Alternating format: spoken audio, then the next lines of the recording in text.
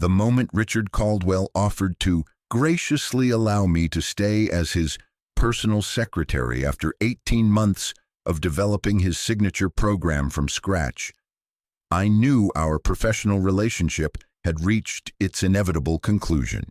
What he didn't know was that I'd already been documenting his systematic wage theft, preparing for exactly this kind of betrayal, and building relationships with competitors who'd been trying to recruit me for months. My name is Benjamin Torres, 42 years old, and until that Thursday morning in March, I was Program Director of Community Outreach at Riverside Social Services in Sacramento. I'd transformed their failing outreach initiative into the most successful program in California, working 80-hour weeks while Richard took credit and collected bonuses. But when he tried to humiliate me into accepting a demotion, he gave me the perfect opportunity to teach him the difference between exploitation and partnership. What Richard couldn't have anticipated was that I'd already accepted a competing offer, documented his violations of labor law, and positioned myself to walk away with both dignity and leverage. The only question remaining was whether he'd beg me to stay before or after realizing how completely he'd miscalculated. Some mistakes can't be undone, and some employees aren't as powerless as their bosses assume. The program that Richard Caldwell would eventually use to destroy my position had been my idea from the beginning. When I was hired in September 2021, Riverside Social Services was hemorrhaging federal funding due to their inability to meet community engagement targets. Their previous outreach efforts had been disasters, poorly planned initiatives that failed to connect with the populations they were supposed to serve. "Benjamin, we need someone who can think outside traditional frameworks," Richard had said during my interview, his enthusiasm seemingly genuine. "The board is threatening to cut our outreach budget entirely if we can't show measurable results within 18 months. Your background in both social work and business development makes you uniquely qualified to turn this around." I'd believed him completely. At 42, I was looking for an opportunity to make a real difference while applying the program management skills I'd developed over 15 years in nonprofit administration. Richard painted a picture of innovative community engagement, adequate resources, and institutional support for bold new approaches. The reality was considerably different. My first day revealed that the program development budget consisted of $12,000 for an entire year.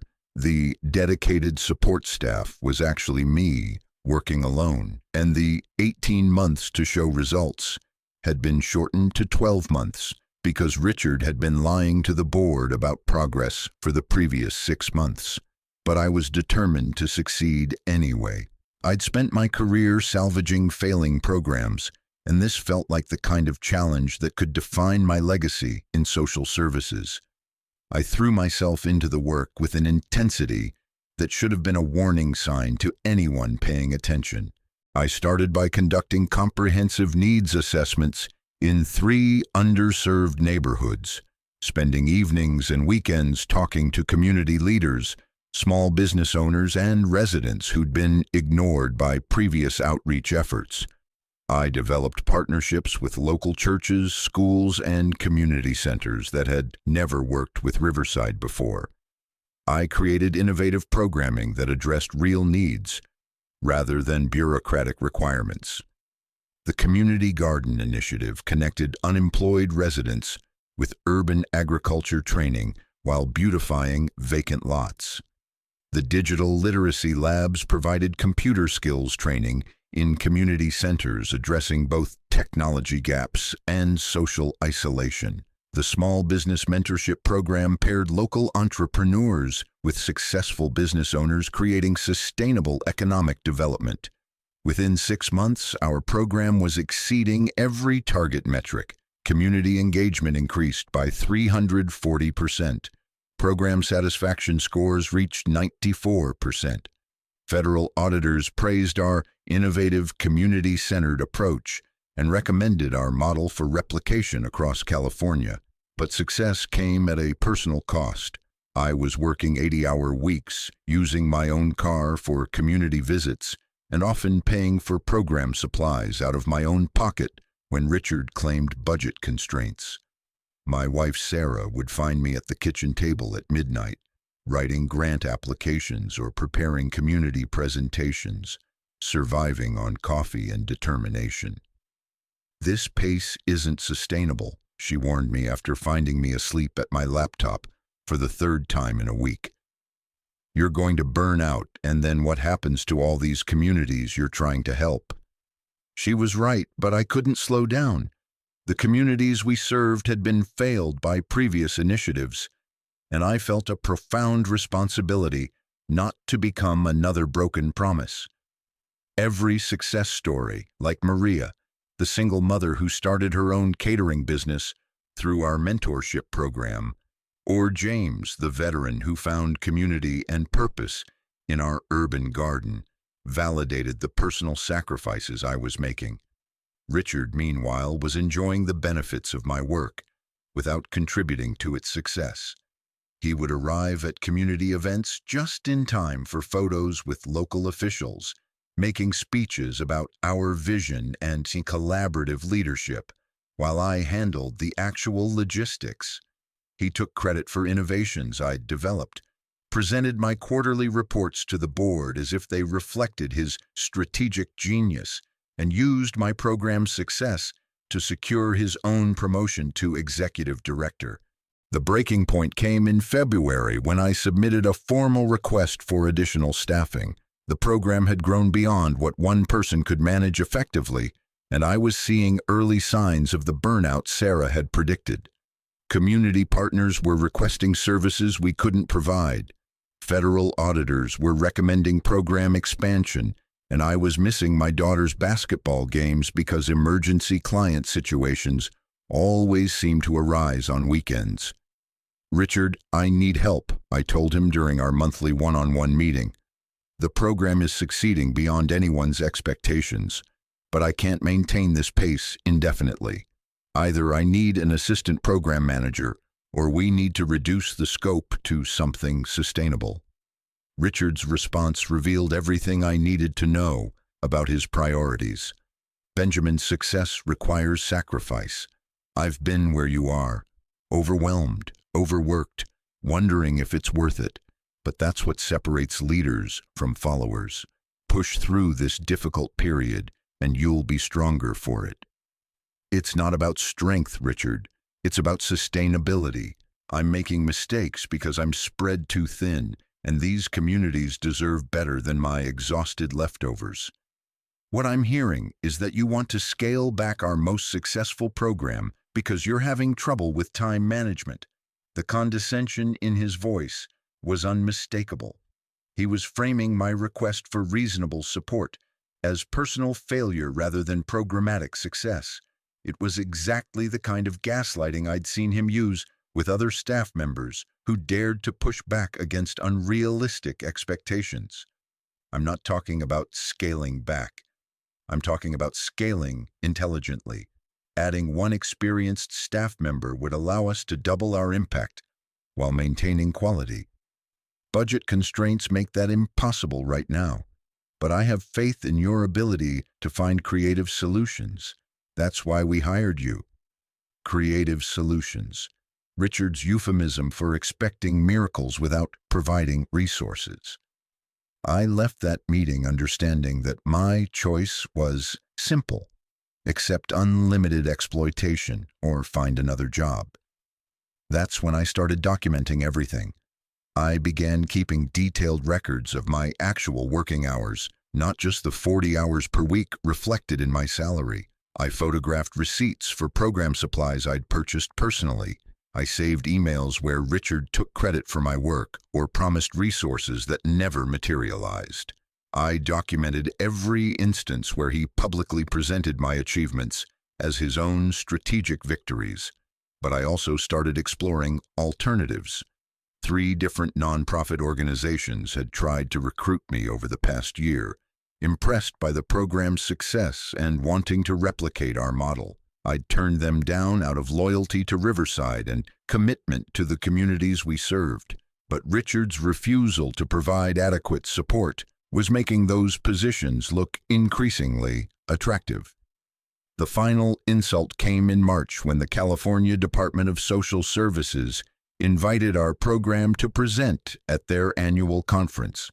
It was a prestigious opportunity that would establish our model as a statewide template and position whoever gave the presentation as a thought leader in community outreach. Richard immediately claimed the speaking slot for himself. "This is exactly the kind of visibility I need as executive director," he explained when I questioned the decision. "You'll provide technical support, of course, but the presentation needs to come from senior leadership." Technical support. For the program I'd conceived, developed, and implemented while he played golf with board members. Technical support for presenting my own innovations to colleagues who knew exactly who'd done the actual work. "Richard, this program exists because of my design and implementation. The conference organizers specifically requested me as the presenter because they know my role in its development. The program exists because of institutional support and strategic leadership. Individual contributors are important, but they're not the face of organizational success. Individual contributors. He'd just reduced 18 months of my life to a supporting role in his personal brand development. That night, I called Jennifer Morrison at Valley Community Partners, the nonprofit that had been most persistent in their recruitment efforts. "Is that program director position still available?" I asked. "Absolutely," she replied immediately. "When can you start?" The next morning, Richard requested a meeting. I found him in his office, looking pleased with himself and holding what appeared to be a prepared speech. This was clearly intended to be a defining moment in his executive leadership journey. "Benjamin, I've been doing some strategic thinking about your role here," he began, his tone suggesting he was about to offer me something valuable. "After careful consideration, I don't think the program director position is the best fit for your skill set." I waited, curious to see how he would frame this. "But you're a talented individual, and we'd hate to lose you entirely. I'm offering you the opportunity to transition to executive assistant. You'd support my work directly, handle administrative functions, coordinate my schedule.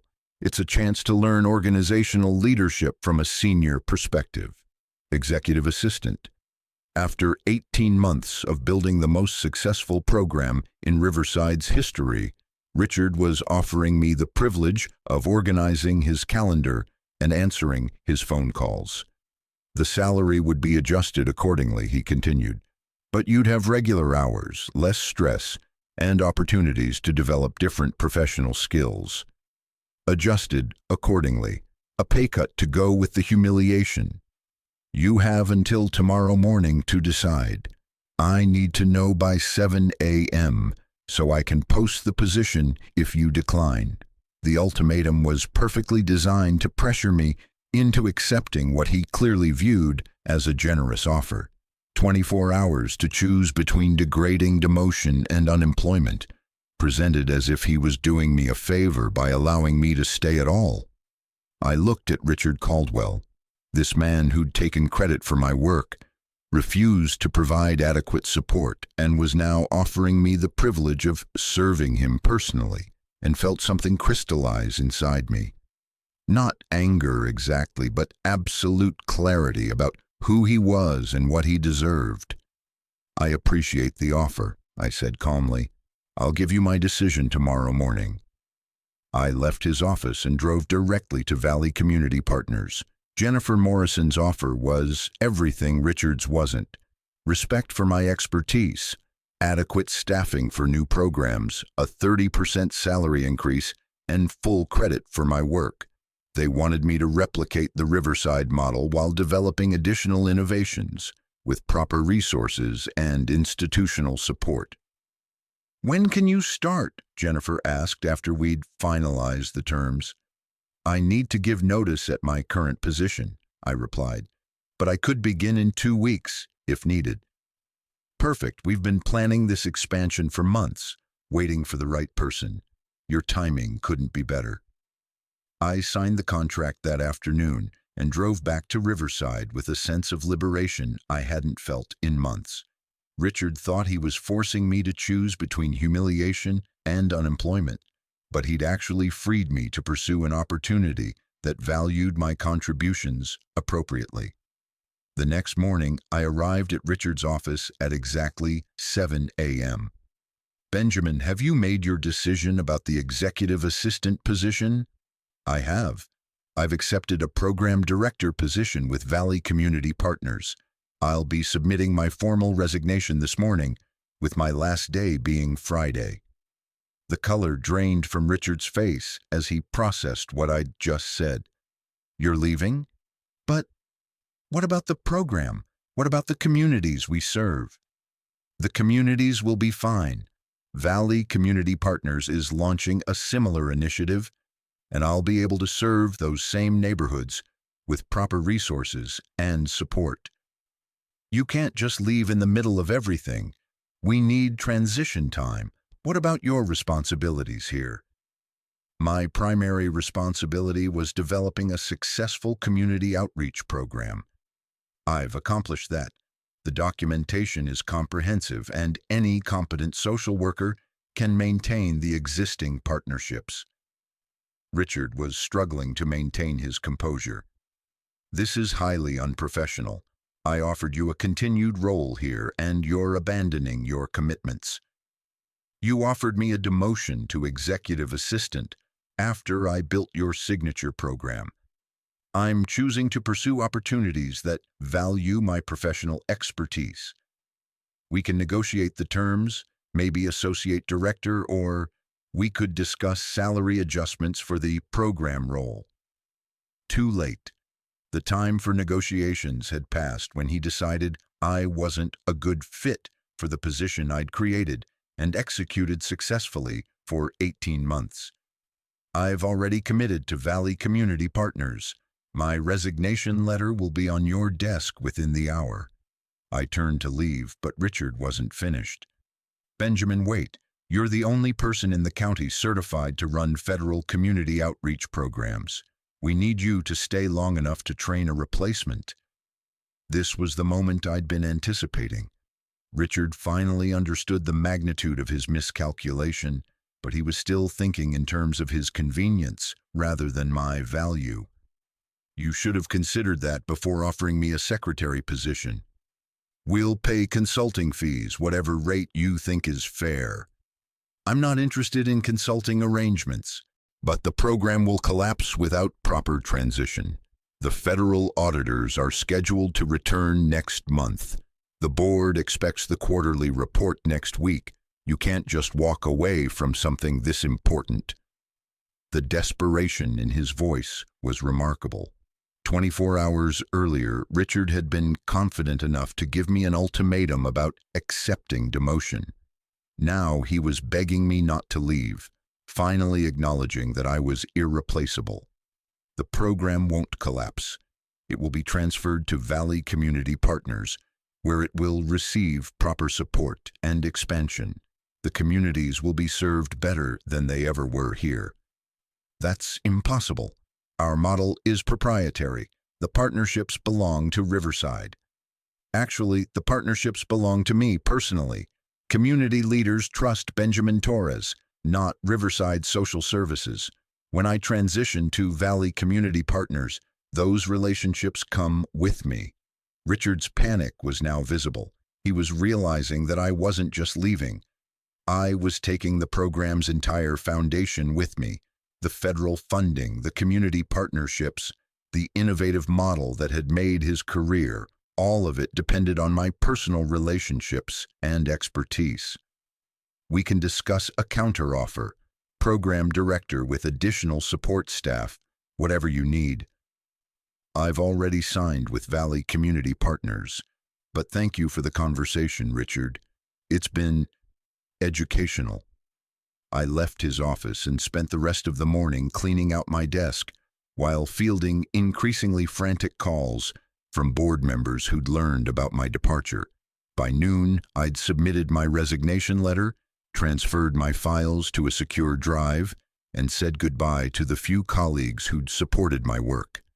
The resignation letter was brief and professional, but it included one important detail: a recommendation that Riverside conduct a comprehensive audit of program expenses and employee compensation before the federal review.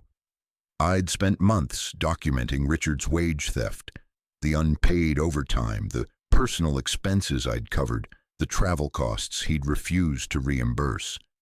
According to my calculations, Riverside owed me approximately $8,400 in compensation, plus interest and penalties for labor law violations.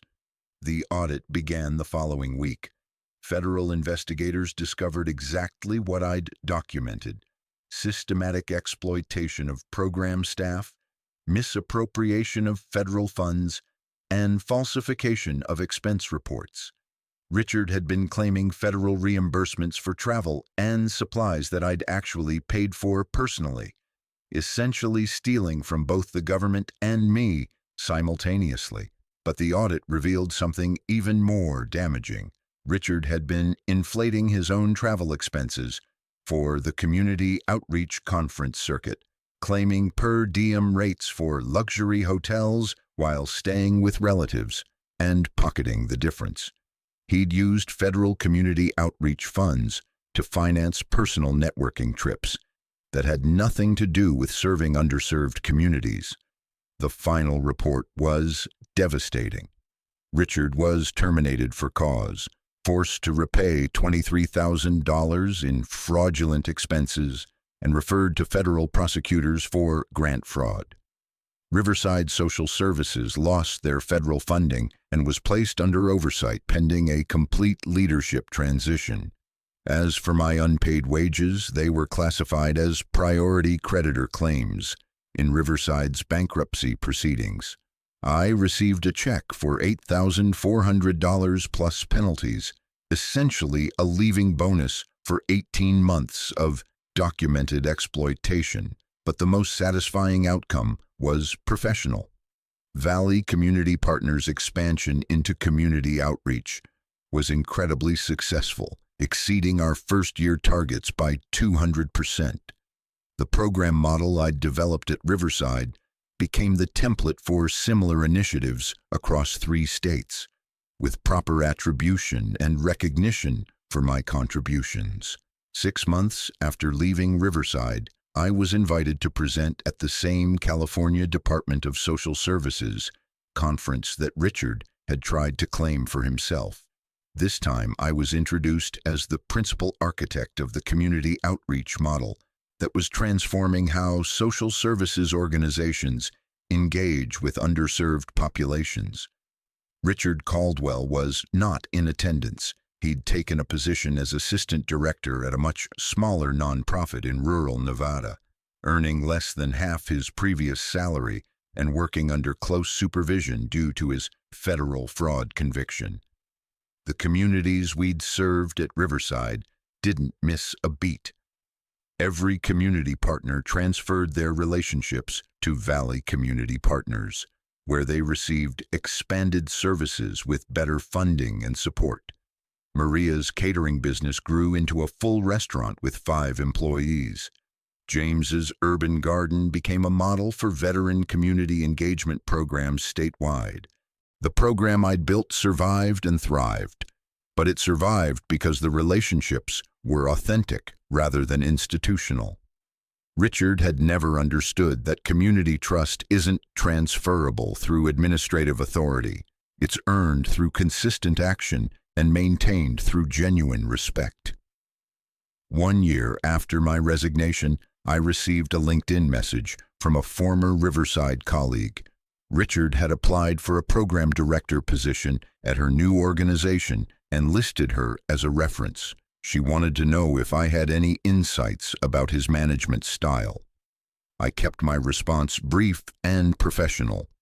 Richard Caldwell is a strategic thinker who prioritizes organizational objectives over individual concerns. Potential employers should carefully verify his claims about program development and ensure robust oversight of financial management. It was the most diplomatic way I could think of to say, check his references carefully, don't believe his stories about building programs, and hide your petty cash. Some lessons take longer to learn than others. Richard had spent 2 years exploiting my dedication while planning my demotion. But when he finally overplayed his hand, he discovered that the employee he'd taken for granted was actually the foundation his entire operation depended on. The secretary position he'd offered me went unfilled for 6 months. Apparently, organizing Richard's calendar and answering his phone calls wasn't as appealing to other candidates as he'd assumed. By the time Riverside found someone willing to take the job, Richard was gone and the organization was in bankruptcy. I'd like to say I felt sorry for him, but mostly I felt grateful. His betrayal had forced me out of a situation I'd been too loyal to leave voluntarily and into an opportunity that recognized my value appropriately. Sometimes the best career moves are the ones forced on you by people who never understood what you were worth in the first place.